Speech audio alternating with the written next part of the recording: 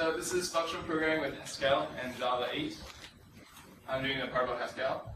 So what you need is, you can go to that link, which you can also find on the GitHub thing, to install Haskell. But that might take a while, and I don't really want to wait. So for the first part of the talk, you can actually just get away with running it online at either of these links. This one can actually run a little bit more complex things. You can try and figure out how to use this one. So, and for Cardin's part, you're going to need to make sure you have the latest JDK, or any Java 8 JDK. Because I don't know when you guys start learning Java, you might still have like a Java 7 one. So, Haskell is great for three main reasons. Haskell is a pure functional programming language, and what that means is everything in this language is going to be functional. So you've learned a lot about object-oriented programming languages and a lot about imperative languages. So in an imperative language, you say, do this, do this, do this, do this. In a functional programming, a purely functional programming language, you're going to say, this is what that is. So you just define functions a lot like you would in mathematics. And since it's a purely functional program, no matter what, on the same input, it will return the same output. In other languages, it may seem that way, but a lot of times it can do other things. It can have side effects. So you might have some things, it'll print stuff and then return something. In a purely functional programming language, that can't happen. It does one thing. So just like 2 plus 2, all it does is add. It doesn't also print 4. So you'll see that. Another thing, this is different than all languages you learn. It has something called lazy evaluation. I'll go more into this later, but basically what it means is when you write something, it's not actually going to evaluate it right away. It'll evaluate it once it needs to. And then it has static typing. I'm not really going to go too much into this because it's actually Java, C, the languages you know also have static typing. So the first thing is if you have Haskell installed already. Does anyone have Haskell installed already? Yeah? Alright. If you have Haskell installed already, you can go in your command prompt and type GHCI.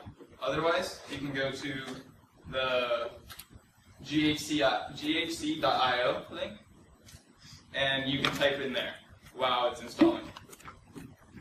Alright. So, tell me when everyone's ready to move on from there. Either they have ghci.io open, or they have ghci open in their command prompt.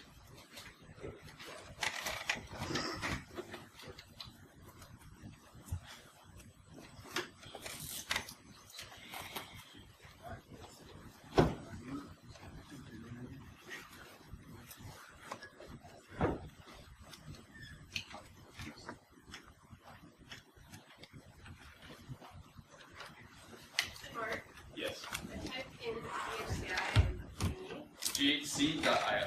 Yeah. Were you supposed to type in GHCI in there? No. Okay. That would explain why I'm getting here. Yeah. And there you can actually write Haskell code. So you can do something like 2 plus 2, and it should print 4. No? What's the link to install? To install, you can find it on that page, or it's haskell.org/platform. And you can get the full or the core version. Either one should work. I helped someone install it yesterday. All we did was press next, next, next, next, next until it was finished. So, easy installation, shouldn't take too long.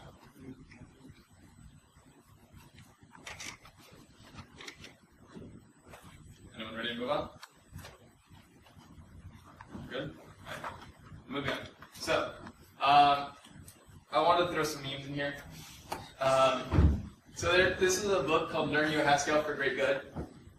This isn't part of the book. This is just a meme someone made that I stole with no regrets there. This book is where I learned most of what I know about Haskell. It's a really good book. I would recommend it. You can just Google Learn Your Haskell for Great Good, and you'll find it online to be read for free. See, I was just taking a picture. I'll wait before moving on. Later, I'll probably put the link for this book inside of those resources. I just didn't yet. Okay, so let's get started. So you can define a variable right in GHCI, and you can use the let keyword. So just say let a equals 5, and then when you type a, it'll print 5, because a is 5. One thing to note is that variables in Haskell are immutable. So when you say let a equals 5, a is 5. That's the end of that. Later you can say let a equals 7. That's not changing the value. That's just completely overwriting it. So it's immutable values, kind of like how you learn strings in Java are immutable. All values in Haskell are immutable. So when you're in GHCI, you have to say let a equals 5. Otherwise, if you're writing in a Haskell file, which would be file.hs, you can just say a equals 5. You don't need that. Functions, very similar syntax. You say let square, and then the parameter. So the name is square, and then I have one parameter x, and it equals x times x. Right? So you see, we have a very simple syntax that reads very well. You have the name, parameters, and then what it does. And what I was talking about, there's no side effects. There really isn't much room for side effects with such a simple syntax too. There are ways to make it be a little bit more involved inside of there, but overall, what you're doing is you're taking your input and you're doing something to it. That's it. You're just always going to be modifying the input. So that's one parameter. How would we do 2? Very similarly and very simply, it's let add xy equals x plus y. Then you can add 3, 7, 10.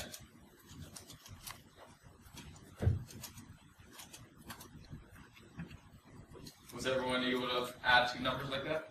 Yeah. So after the add, normally in Java there's parentheses from parameters being passed. So those are the parameters being passed in the add, just for parentheses. Things. So yeah, so you don't need the parentheses. I believe you can put them. Right?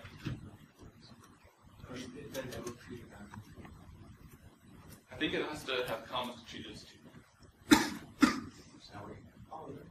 Yeah. So, what's up? So that's because you put a comma. Alright, well, you don't need parentheses. You might be able to put parentheses if you don't have a comma. I'll tell you later. I'll get into why it won't work if you have parentheses and a comma. It would work. It would work very differently. It would be a completely different thing, and I'll get to that. It's a different type. So, and one thing I want to state it. I don't really want to go into too much detail unless we have time later. There isn't actually 2 parameters there. It's something called Curried Functions. You can ask me about it later if you have time or after the event. It's really cool, but it's complicated. I don't want to talk about it right now. So, was everyone able to add 2 numbers together? Yeah. Cool. Okay, lists are important. So lists are great. You're familiar with arrays. We don't really have arrays. This is basically what we have. So behind the scenes, it's like linked lists. It's a bunch of just elements pointing to each other like that. But it's great because it also has an array-like syntax. So yeah, I don't know if you've worked with linked lists in Java, but I hate it because it's very verbose and you have to say about this. There's so many methods. Here, you can do whatever you want. So I just define the list. It's just like an array thing. It's brackets separated by commas. Nice and easy. My list is that. It has cool things like this. It's 1.5, and it'll automatically do 1, 2, 3, 4, 5. And then you can also provide a step. So 2, 4, ... 10. It automatically infers the pattern there, and does 2, 4, 6, 8, 10. What do you guys think this does?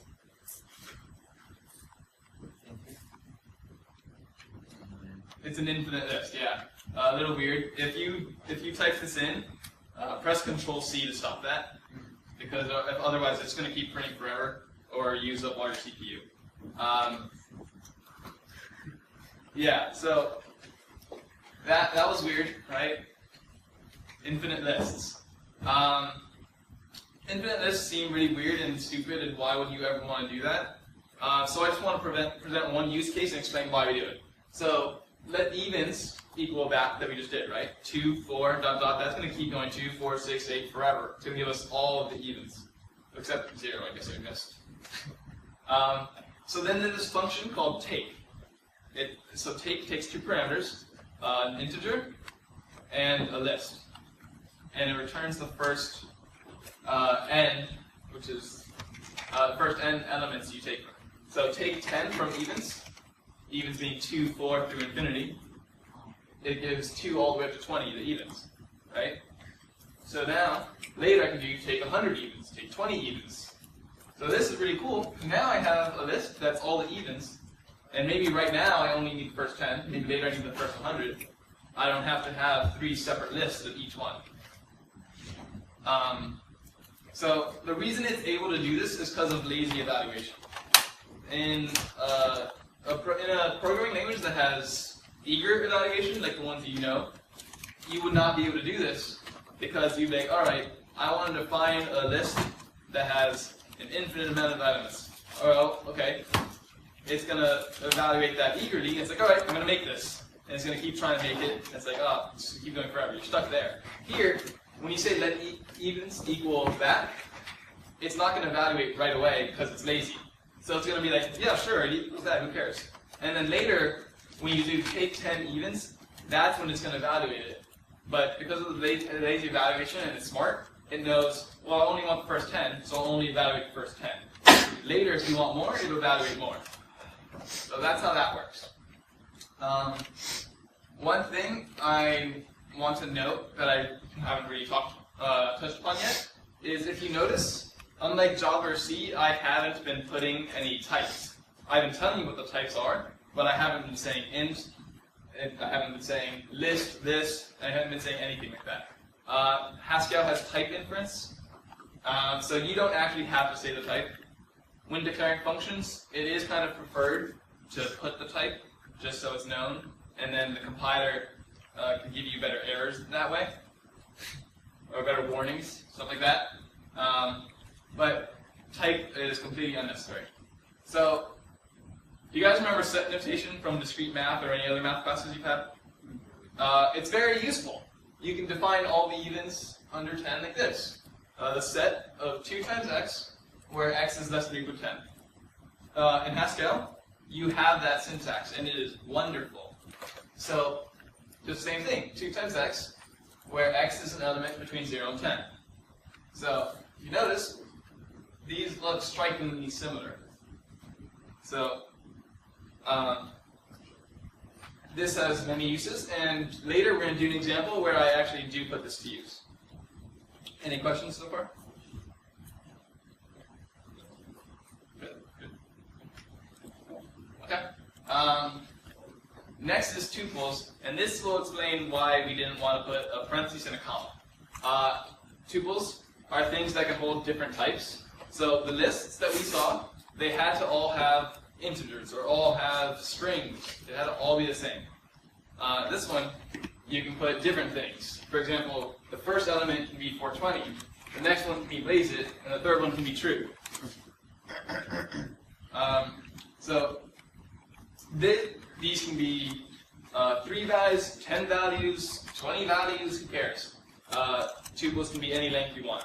And they're kind of like the cross product of the sets their type would be. So the type of this is sort of like the cross product between integers, string, and boolean. Alright, does everyone have Haskell installed? Yeah? Because if you don't, this is where ghc.io will not be able to help you anymore. The other link, however, you can use. So, if you remember on here, there was a second link. If you go to the second link after ghc.io, that one you'll be able to use. It is a little trickier though, and confusing. So Does everyone have Haskell installed, or is going to use the other thing, or is just giving up on following along? Yeah, good.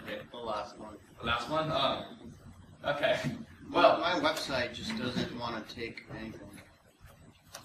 all right. Well, so Now it does. we can create a function in a file, and we can call it funcs.hs, file.hs, whatever you want to call it, .hs. Right? The .hs indicates that it's a Haskell file, just like you would do .c for C file, .java for a Java file. In whatever directory you're running GHCI from. Alright? I'll give you some time for that. That takes a while. Although you exit from the terminal. What?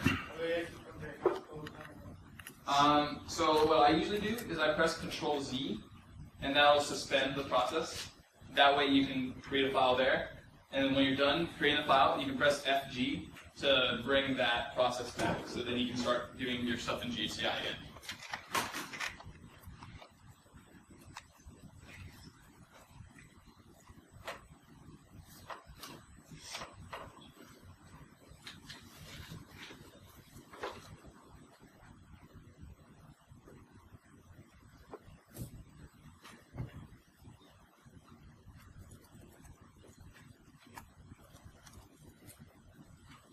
So is anybody able to create a file yet? Were you able to do it? You did it? Alright, so once you are able to create a file, you go into GHCI and like this, :L for load, and then the name of your file. You don't need the .hs because it wouldn't make sense for you to try loading something that wasn't a Haskell file. So then it'll say compiling, hopefully it'll say OK, and then it'll let you type stuff from that file. So say your function defined an add function. Right here now you'll be able to use that add function. Okay. So when you guys want to move on.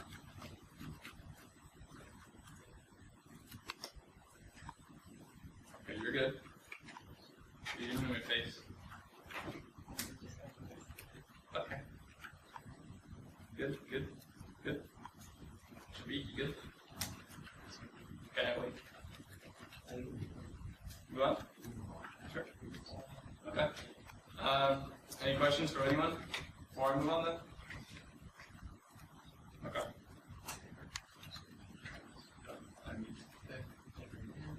Okay. So, in your file, now you can write a function like this. So, lucky is the name of the function. 7 equals string lucky. Or lucky x equals not. Okay. Can anyone tell me what this function does? Can anyone tell me what this function does who isn't Alistair? And can't see what I'm covering? Do you want my laser pointer? No? I'm trying to block it. It's not working well. Okay, anyone want to tell me what it does? Even if you can't see it?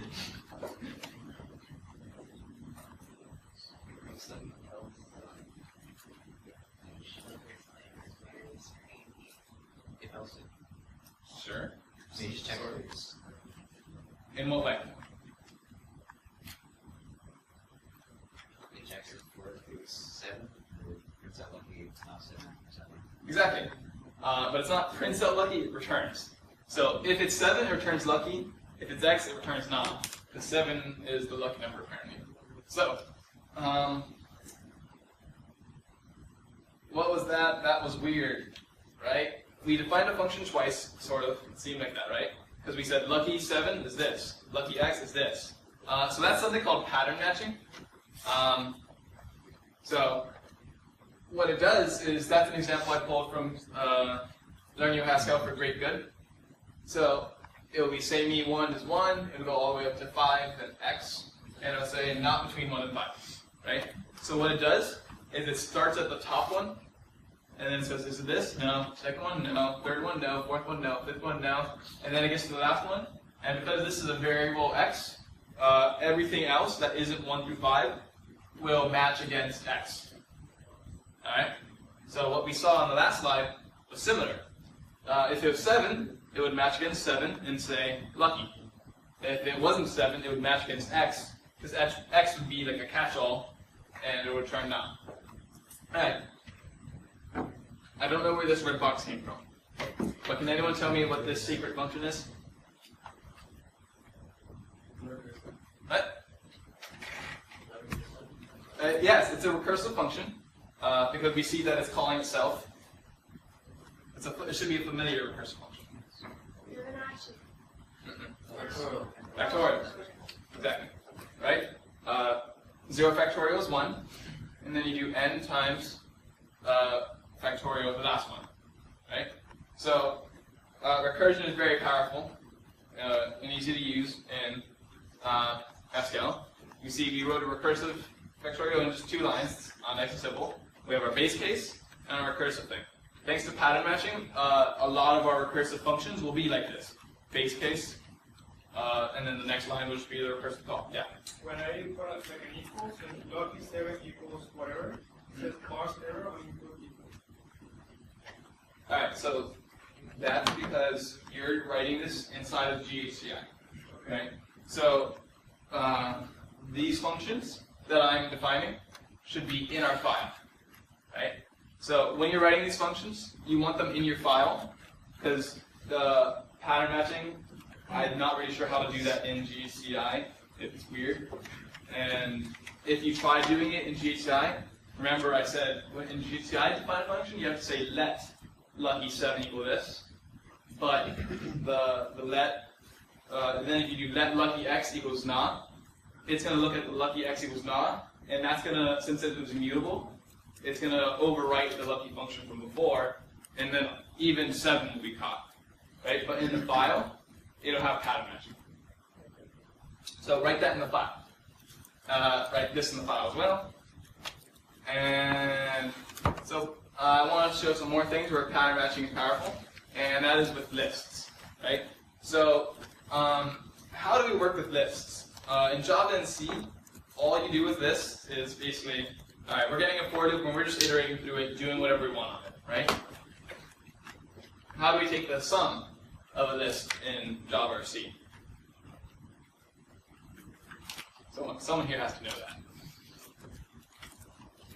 Oh, wait. Yeah, the sum of a list in Java or C. I don't need the exact syntax, just to get over it.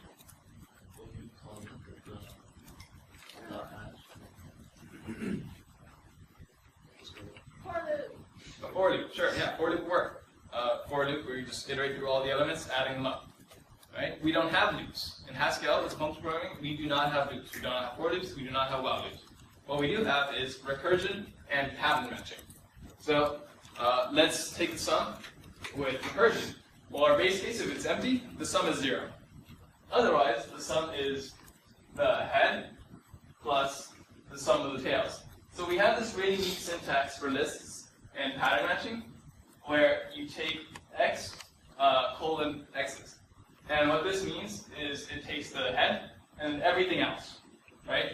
But that can be extended, because say we wanted the first 2 elements, you can just do x colon y colon tail, okay? And now in our variable x, we have the first element, our variable y, we have the second element, and then everything else in the tail. But you need to be careful with this in case there's a 1-element list.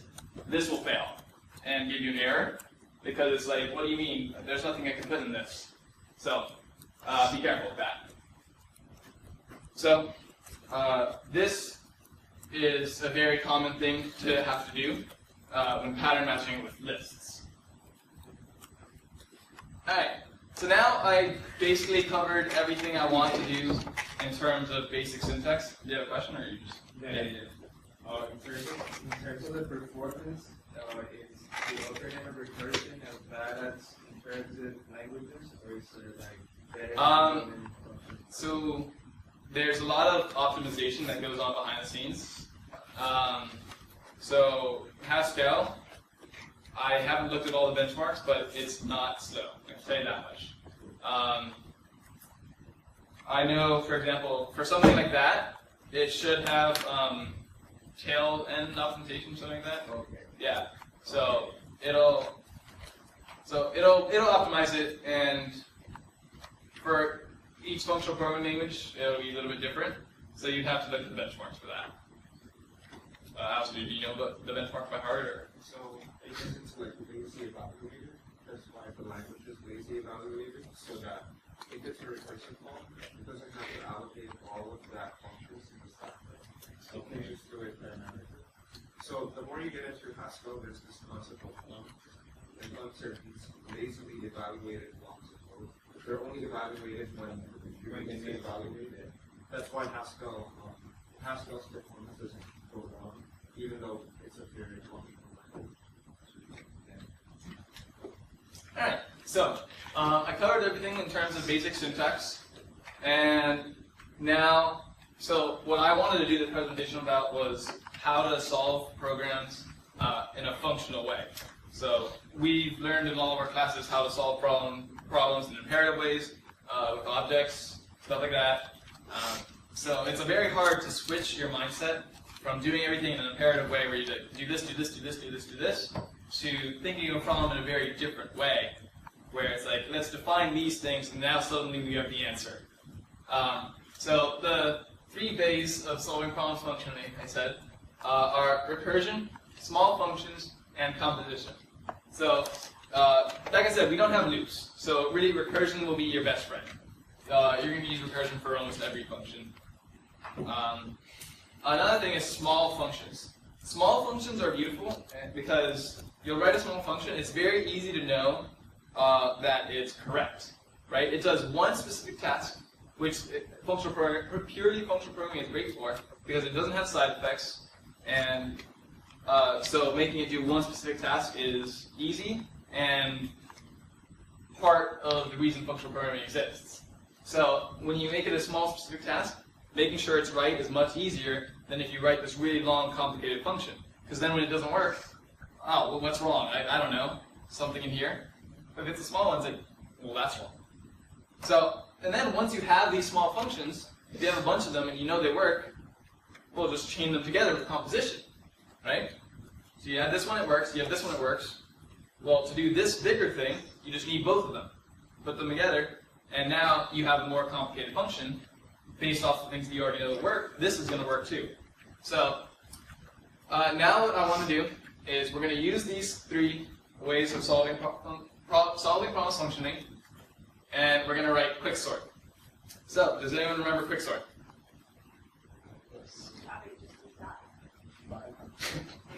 Alright, does anybody remember the algorithm for quicksort? Huh? You do? You want to describe it? I've never done it in Haskell. No, can you describe it like language independent? How does it work? First, like, it depends like what pivot to choose. Alright, so Split the array. pick a pivot and split array. And you will like sort it in half, and you'll have Sort smaller half. Sort bigger half. I don't think you guys can do this. It's very small. But I think another slide covers it anyways, but I'll leave it here just in case. So he said pivot, split array, sort smaller half, sort bigger half, and then you take the smaller half, sorted, pivot, and bigger half, concatenate them all together, and you're done. Right? So the next slide should how quicksort works. Exactly. Pick an item X of the pivot, he said. Sort all the ones less than it. Sort all the ones bigger than it. Concatenate them all together. Alright. So.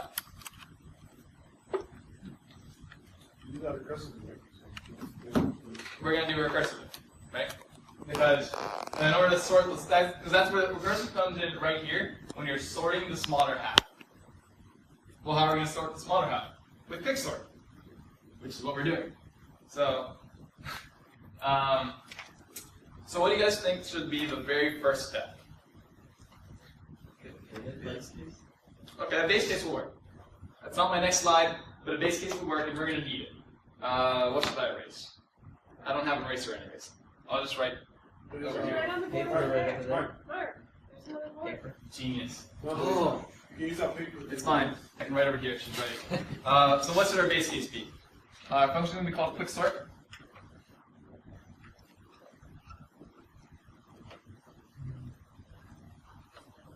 Base case. Anyone? There's one element, it's already sorted. Close. There's no elements, it's already sorted. Exactly. There's no elements. It's sorted. So we say quicksort, empty list. Well, that equals to empty list. We're good. All right.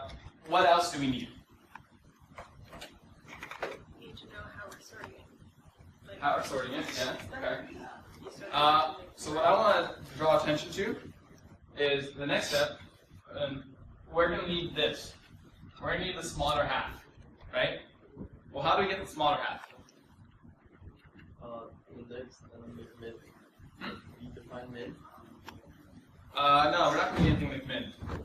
So what we're going to do is, looking at the 3 ways of solving problems functionally, what we want to do is we want a small function, right, that we can just use. So if we write a function to make the smaller half, well, we can just use it later in our function. So the next step is going to start with small specific tasks we'll need. Right? So we can define a function less than, which takes an x and an array x's, and it uses this set notation syntax we saw earlier to create the list. So what this says is all the a's where a is an element of x's and a is less than x. Right? Which is very similar to the syntax you would see just in regular set notation where you see in any of your math classes. Right? And then very similarly, greater than or equal to a greater than or equal to x. Yeah. How do you write a comment in Haskell? Yeah. Does the hashtag also work? And then the group one is bracket. So you do it by using atom and holding control /. I'm using my camera. So then, see what they said. So does everyone understand these two functions and why we did them?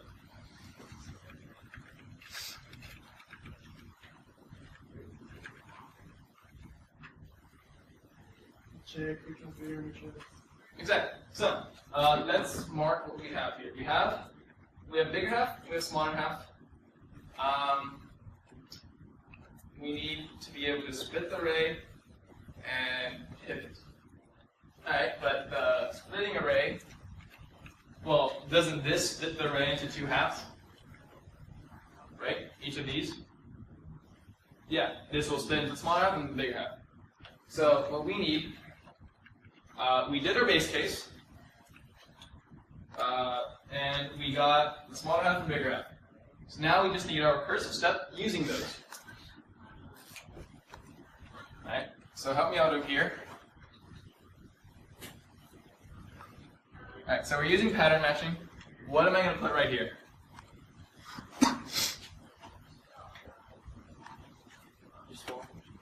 What is that? So we did the base case. Yeah. So an empty list is already sorted. Oh, too far. Okay. So anybody know what goes there? Underlined. Right?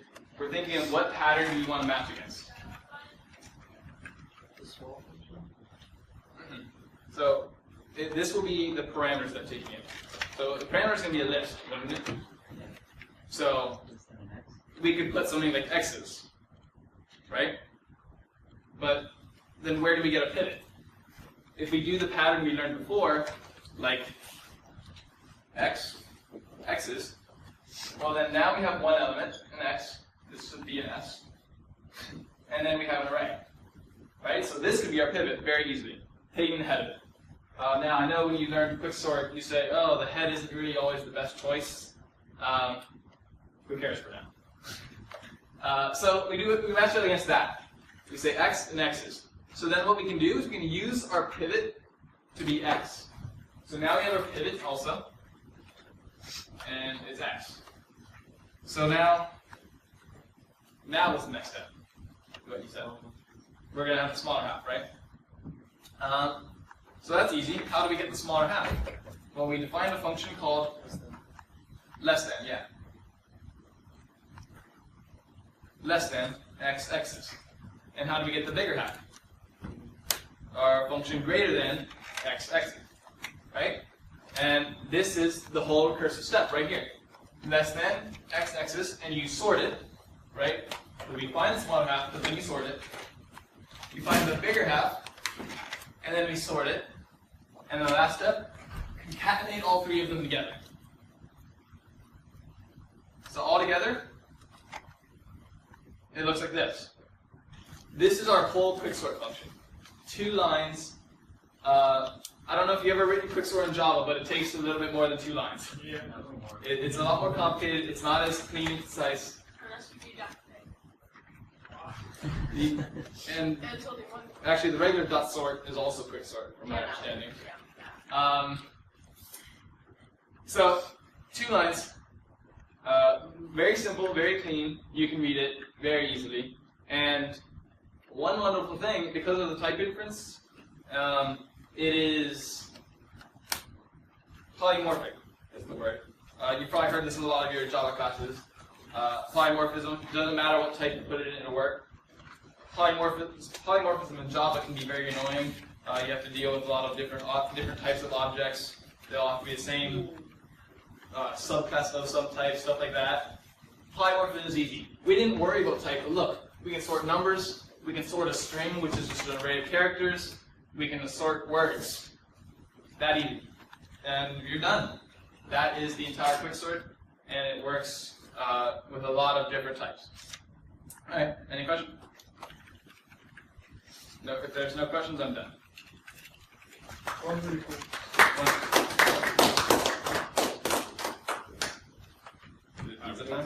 Hey everyone, so here in the live stream, we're going to start the second portion of our functional programming workshop, this time in Java 8. So we went over with Haskell, and now we're going with a more conventional language, doing functional programming in Java, with Java 8. So without further ado, Merlin Michelle. Was everyone able to get Java 8 installed into their computers? So, no problem with it. Alright. So, just for convenience, if you don't want to just compile everything, you can Google use Replit, and to find the link to that, go to github.com/FIU ACM, and then click on the link is on the board. So yeah, basically go here. So basically go there, and you'll see the link in the README at the bottom,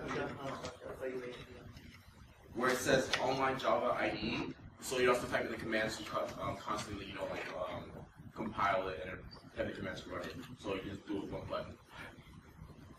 So within this thing, you're gonna have to use a main class because that's the default class it assumes. So let's just jump to Java 8. So basically, Java is, we all know the object-oriented programming language.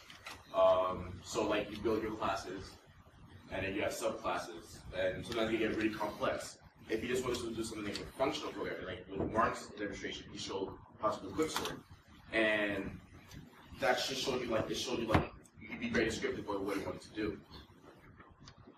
So basically, we're gonna see how we do represent functions in Java. The way we represent functions in Java is with lambdas.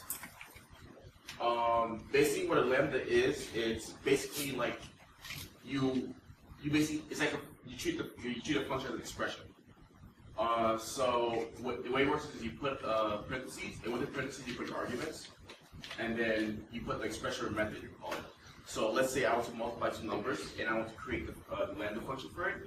I'll just say y is 2 numbers, so I need int x and int y, and the expression is x times y. So this would return the value of it. This would return the function, what it does actually. And this just says print. So this will be the equivalent of saying public void create the function, and within that function you'll put system.out.print print line hello world. So this is where you create functions in Java. Now it looks so much nicer than doing it other ways. So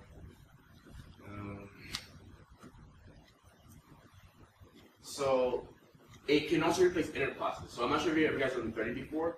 When you're doing threading, you'll make a new thread and then you'll pass in a runnable. And runnable, all it is an interface with one function.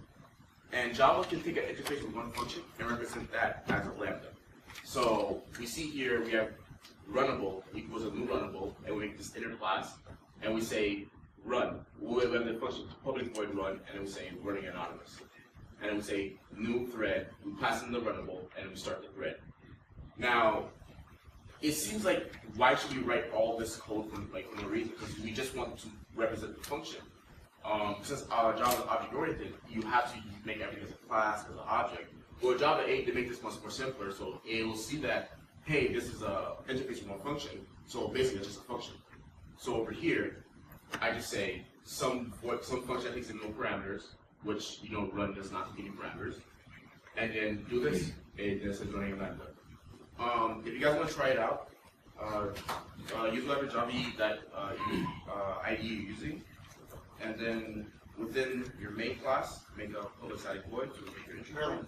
Yes? I have a question. Yes. So the lambda that you've been showing only has one statement.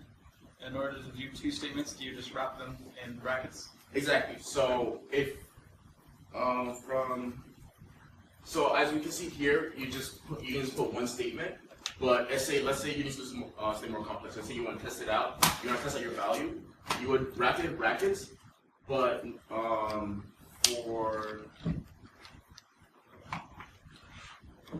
for example, let's say you want to test out make sure it's multiplied correctly. You'll put brackets around these values, and you'll print it out, and then you'll do a return.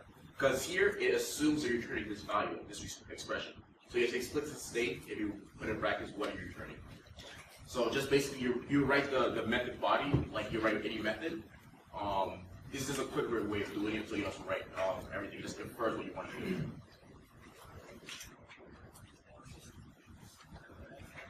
So within your public static void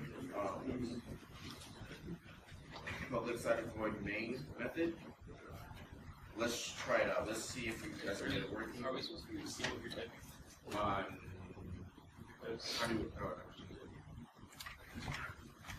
Sorry about that.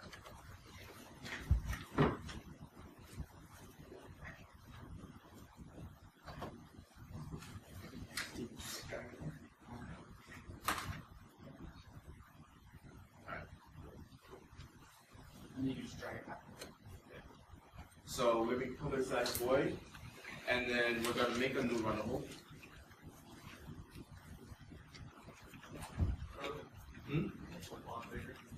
Font bigger, I could zoom in. Okay. So we'll run.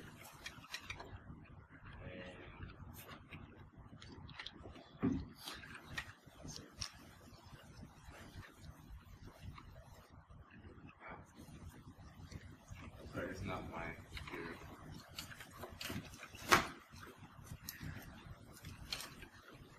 So, and then we created an inner class. Public void run. So this is the only function that is available in the runnable interface. And then we're gonna just print out hello.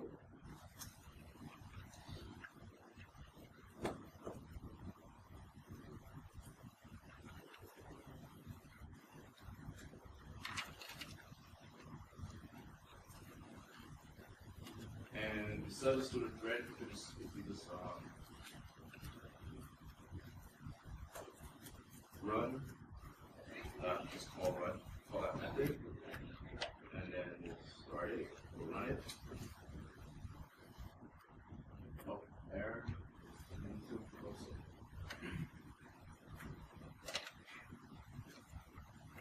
So yeah, it just prints out hello world. So it just runs that method. But as you can see, that took way too long to type. So what would be better is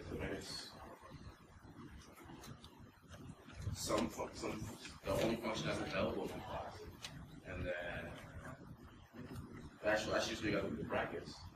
Because I want to print out two things, two different statements.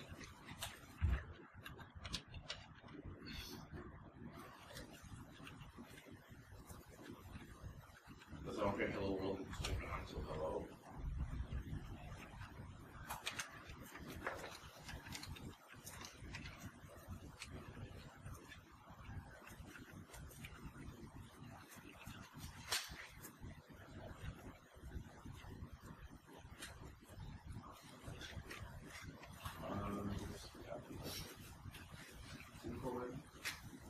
And that's how you would do it with this method. Or you could, if you wanted to, because I only have one, and you have to have brackets.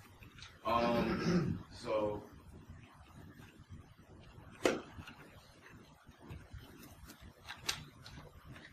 okay, so let's go to some more examples.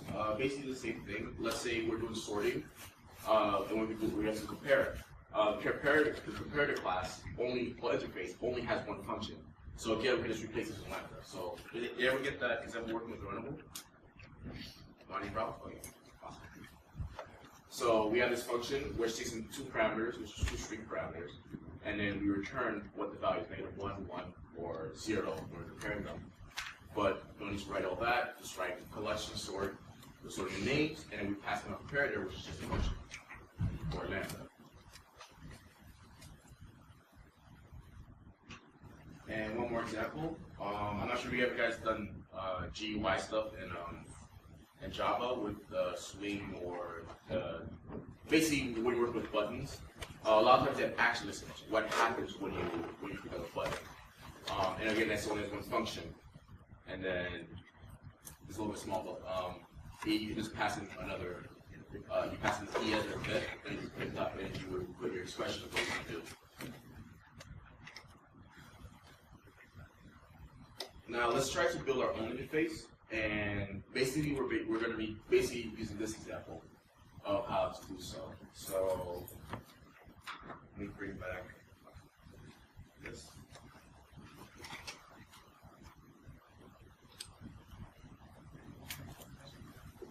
So if you want to just see the code on GitHub, you can go to Lambda examples of GitHub, and you'll see the vec3.java, and you can just look at that example all along.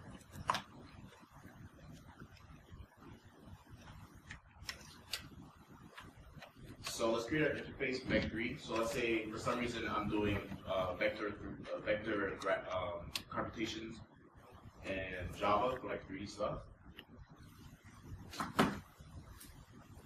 So vec3 map, and I want to do calculation of it. So I want a way to easily create functions or lambdas to do calculations with it.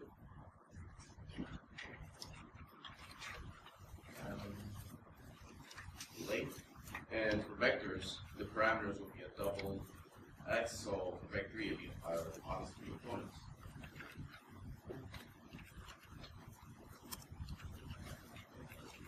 Double z,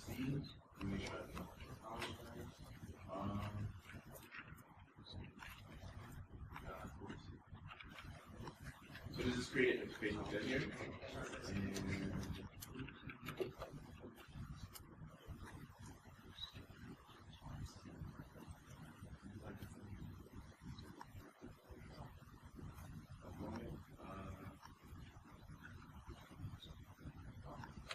So let's go follow the example for how it works. And lambda examples. And vec3.java. Let's specify here. So we're going to do calculations on a vector, and we're going to get back the same value. So let's create a lambda with it. So let's say we want the magnitude of a vector, which is basically the square, the sum of the squares of the components, square root of that. So the way we write that is lambda, what parameters do we need? We need 3 doubles. Double x, y, double z, and then we need the expression.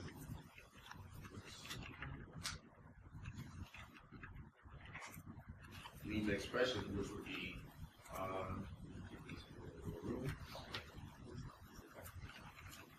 math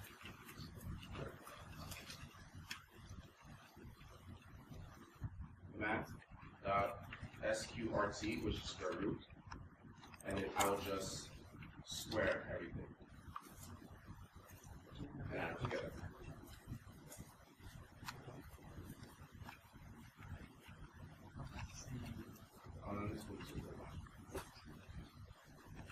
So basically, I just created a function dynamically for the lambda, and let's see if we can find the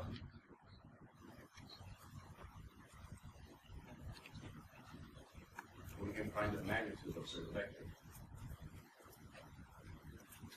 So the way we would use this is we would call magnitude, and then we'll call the calculate function. That would be basically it's represented a calculate function, and then we would do 1, 2, 3, and this is the value, and that is the magnitude of a vector between 1, 2, 3. Now we can also continue creating more dynamic lambdas with this. So let's say we would just want to get the y component of a vector. Math, get y component.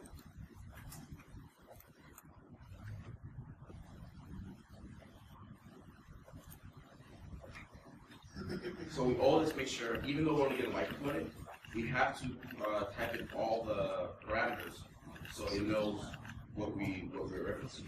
So it basically matches against the one function interface.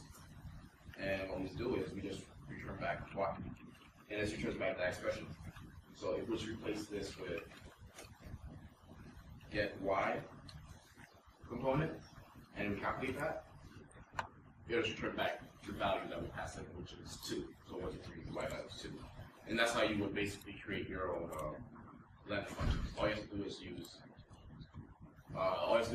create an interface and make sure that one function has it. If it has more than one function, the problem is Java won't know which function references it. So there's basically an individual function is basically a function, like it represents like a function object in a way.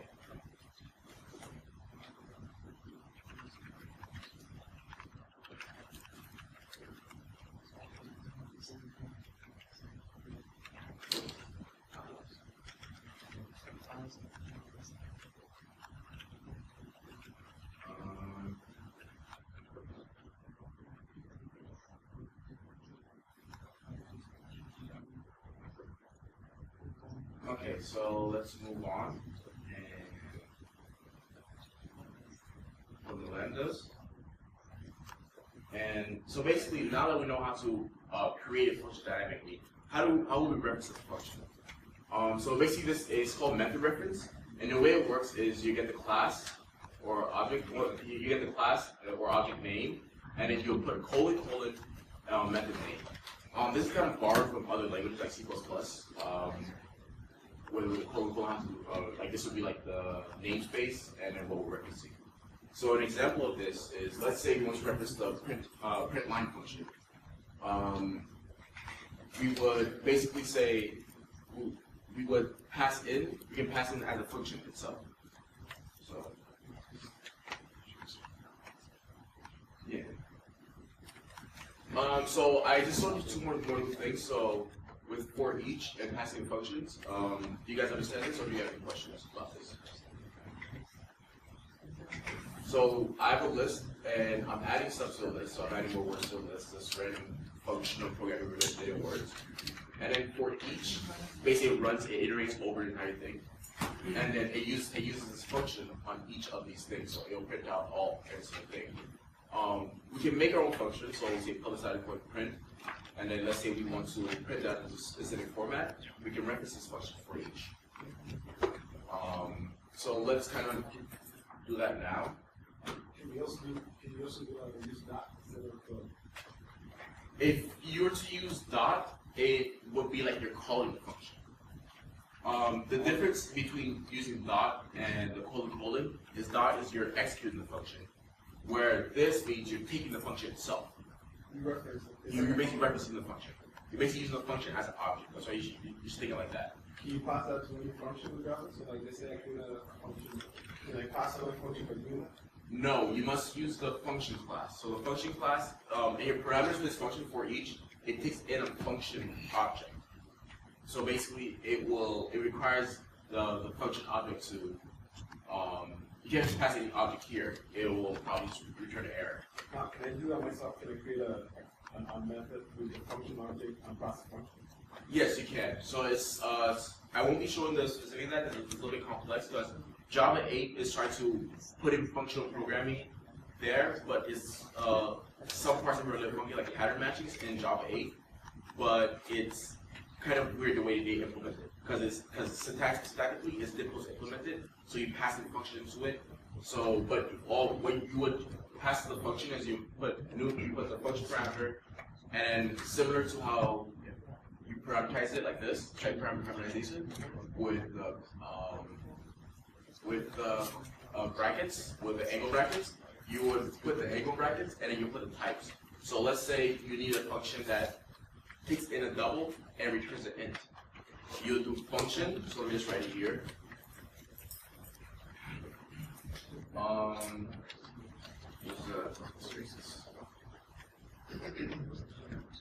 So let's say we want to create our own function that takes another function. What we'll do is, so public void, and then we want to pass our own function. We will have to use a function class, which is part of Java 8. And then the parameterization would be, let's say, it's a double int function, so double and it returns an int. It'd be double, and then integer. So the first thing is what it takes is the continuous what it returns. Yeah, exactly. So first thing is the first parameter will be what it takes, and the last parameter will be what it returns. And if I pass two parameters, the first thing will be if I want to pass two parameters, You'll have to use, what you will have to do is, let's say you want to pass two doubles and get it back an integer, you would have to pass the two doubles here, and then so in the return value to be integer. The return value will always be the last type you pass. And everything before that are the parameters. And this is how you would basically create a function that takes another function. Do you have a question? Yeah, I just wanted to add that, like it's the way that you're saying, but basically what happens is when you call for each that creates an internal collection, so then the function that you say means apply this function to each element in the collection. Exactly. That's what it's basically doing. It just applies this function and to everything in here. So it's basically like a for loop, but it just looks so much better because it's just one line. So for everything in that collection, just apply this function. And this is what it does. So let's try to add everything together. And then what we're gonna jump to is something a little bit something really cool in Java 8, which is streams. What streams are is think of them not as big as lists, but like kind of like an iterator. You must go through all of them, so you must go step by step between them. So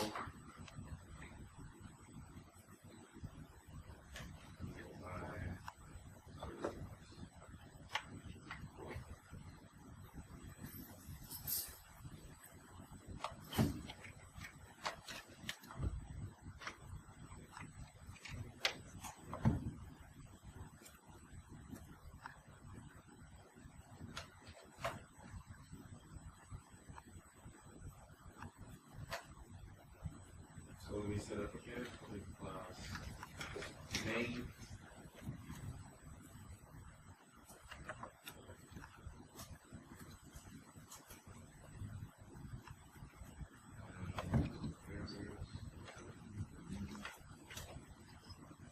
And basically what we use in streams as think of them kind of the way we work with for loops, but it can do more. It doesn't have to do step by. It can also like work on all of them at once, or it can work on like step by step, depending on what functions you put. This is where functional programming becomes cool because in Java 8 because you can basically combine functions.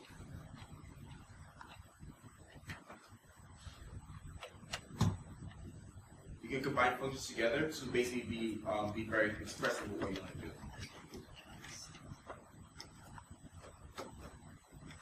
So before we can make a stream, we need a list of things. So let's get a list of get a list of strings. You make a string from a list. So we're gonna need some imports. So after typing this, we're gonna need to import list and arrays.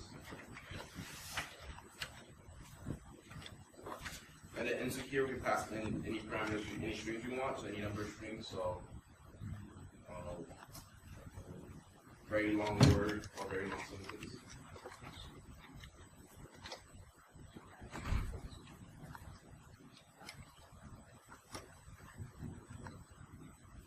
And then something short.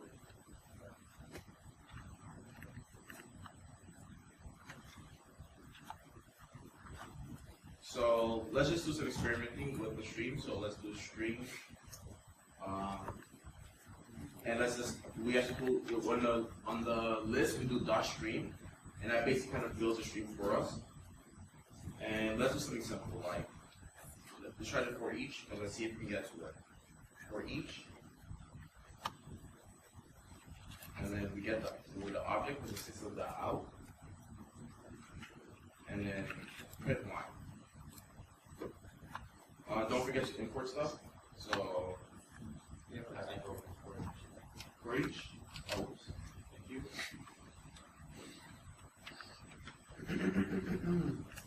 So import java.util.list and import java.util.arrays. So is there ever get example working or no issues? Okay, so this is pretty boring. It doesn't really do much. All this is print them out. But let's say for some reason we're getting we only wanted the strings with at least more than 5 characters. So what we would do is, in between here, we just interject between it, and we can filter it. Kind of like you're filtering like a stream of water.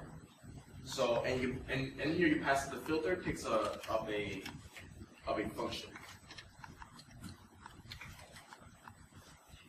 because that's how it determines what to filter.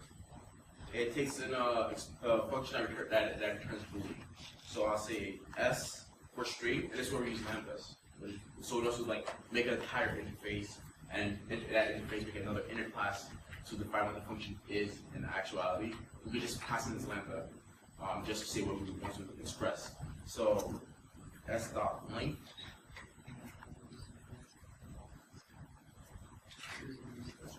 is greater than 5. So I make sure that the length of the string is at least 5. So here's what happens. So we have strings. It's a list of strings, very long sentence, short, and AB. This makes a stream of it, so it'll continuously like go through it, and in the filter. What it does is it checks for each of them. So is this more than 5? Yes, it's more than 5. Is this more than 5? No, this is exactly 5. It's less than 5. And then we get all of this, which is just this string, and we're going to print it out. So let's test that out. It should work. So it only printed out very long sentence. Let's fix that. And let's now say we only want those that are greater than 3. So it should be able to get the string of short again. Let's say we want to filter even more. So let's say we want this in sorted order. So you just put it sorted, and it'll sort the string. So it changed from the initial it was very long sentence. And then short, but now it's short and very long sentence. So it's sorted in, let's say, graphical order. So basically, with streams, you can basically like express a lot with one bit of code. Similar to like Haskell, how you saw a quick sort, you can represent a lot in a small bit of code. So basically, you can do a lot of processing on strings very quickly with this. Any questions? And just to add on to what you were saying, every time you call one of the strings, it basically creates a connection and sends it to the other function. Exactly, that's what it's called a stream. Like it basically creates a new list, like it's a list, stream it, pass in the stream, and then it will return when this function, if it's in a function, it returns a new stream to put the passage to the next stream, and so on and so forth.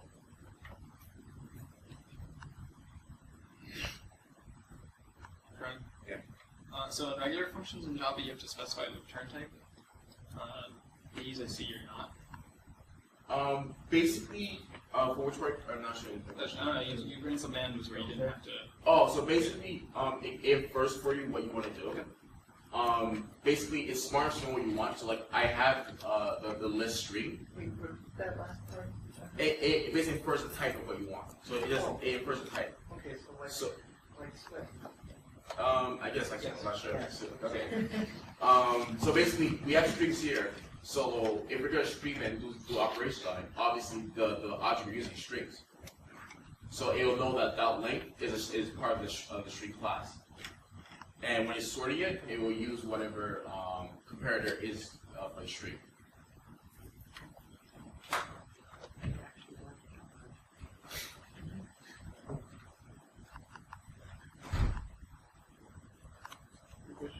Yeah.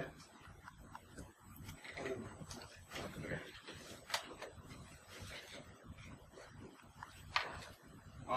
Now here's something that you probably encountered before. If when you're programming in whatever ID that means, or basically you're programming in Java, something that everyone makes fun of Java for is null pointer exceptions. Because let's say you have to initialize some value, and you initialize it in a weird way, and let's say it's not initialized, then your entire program just like shuts down. One thing that Haskell has that I'm not sure Mark went over is the either or maybe types. So basically, since Haskell's a pure language, you didn't go over that? I did not. Okay, so since Haskell's a pure language, it basically means there shouldn't be any errors or exceptions. So what it is like stop its execution. It always runs the same. So how do we represent an error, assuming that didn't happen correctly? It has a maybe type. And what the maybe type is, it is basically, it will be the type just, and then let's say C, whatever type C it is, or it will be none. So basically, let's say you're reading from a file or you're parsing a file, and you're saying, hey, I'm looking for the next character or the next word with A in there. But it finds it, then just some string, and it finds it, or it returns nothing, and you can pattern match things just or nothing, and everything will be great. It also has the even type, which is left or right.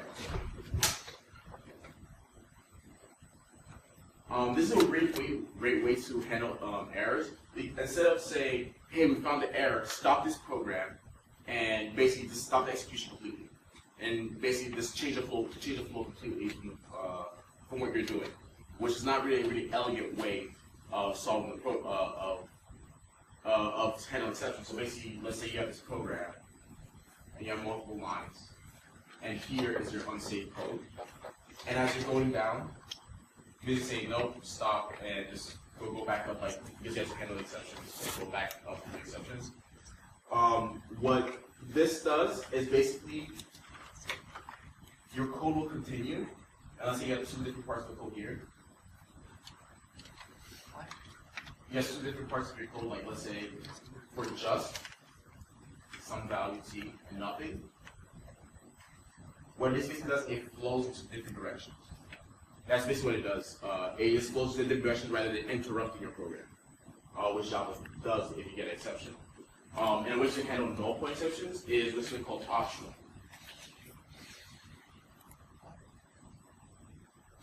So the optional type, it's basically instead it wraps around what you're passing in.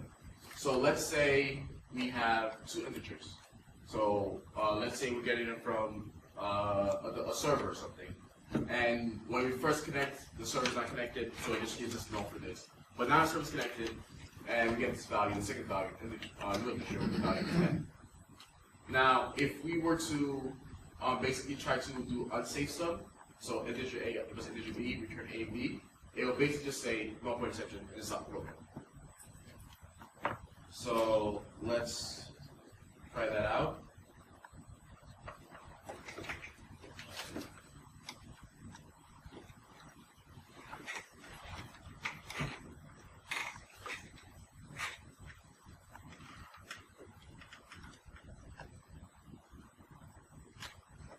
So you guys see the code on the slide.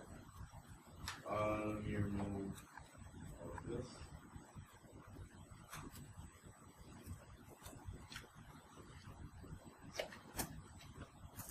So let's make two integers. A equals null. So the object integer, for some reason, is initialized to null. Now let's have a different integer.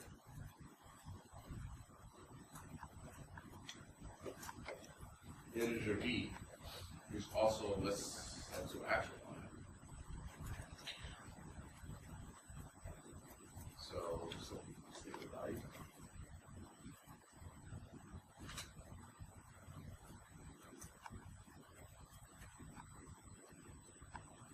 And let's print all those values. Code. Hmm? Gotta fix the first integer on line Huh? 7. You put You put an extra in n. integer. Oh, whoops.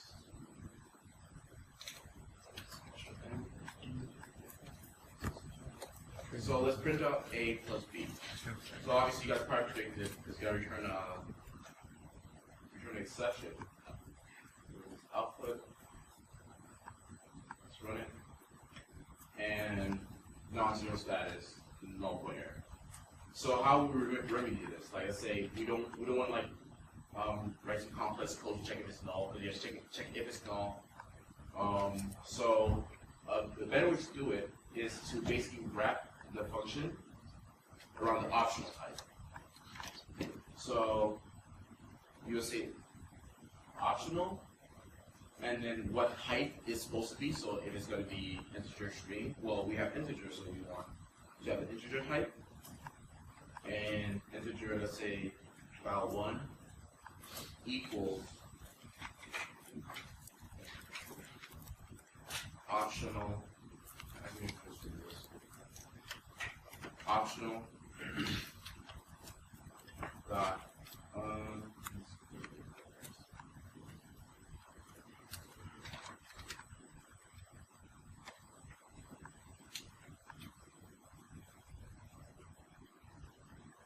of this value, so it's of this value, so we're passing it to A. Actually, no, we're passing B for that one because that's the stub. And what it basically means is just passing the value, and what it will do is if it passes a null value, it will execute. So when you do optional.of, you should know that it's never a null value. But how will we handle if something we think will be a null value? Very similar. It will be create another optional object.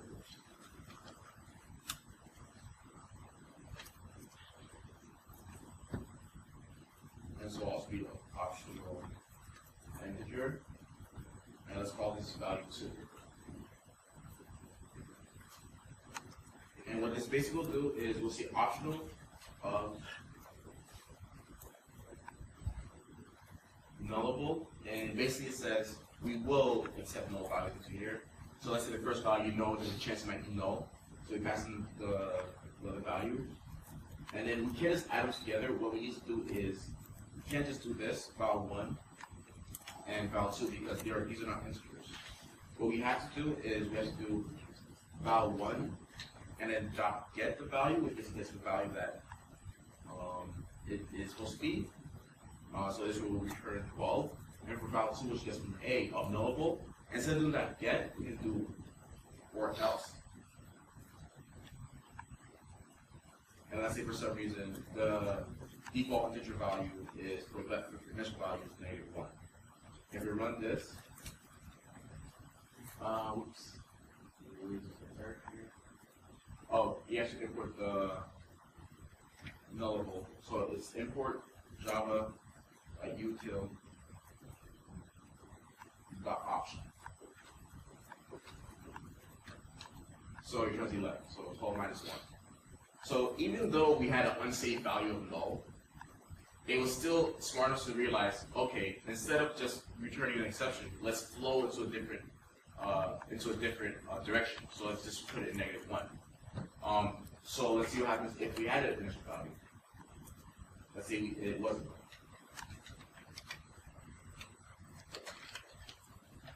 And let's say it was 5. It would just add together. So instead of stopping your program completely, you basically just go to a different flow of the program. So do something else rather than interrupt. Any questions of that? Okay.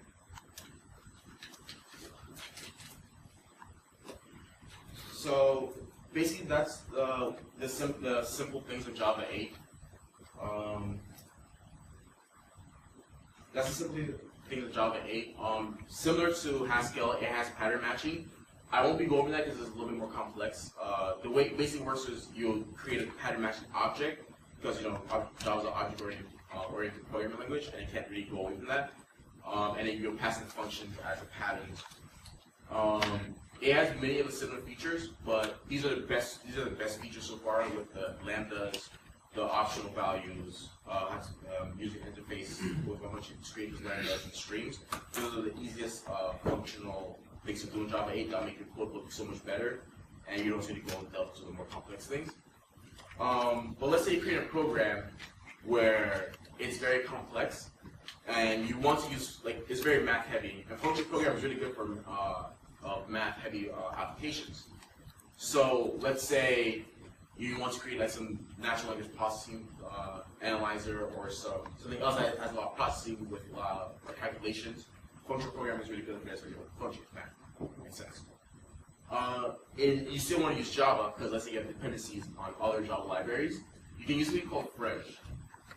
Fresh, what it basically does, it is very similar to Haskell, and basically it transpiles to Java.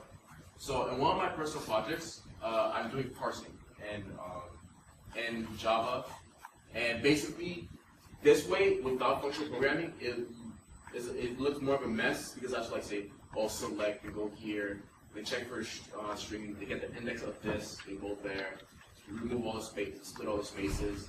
With functional programming, I use a library in Fresh called Parsec, which is a library that Haskell also has.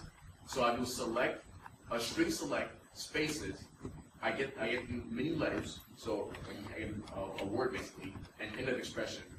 And basically it's much more expressive to do functional programming when you're doing very complex things.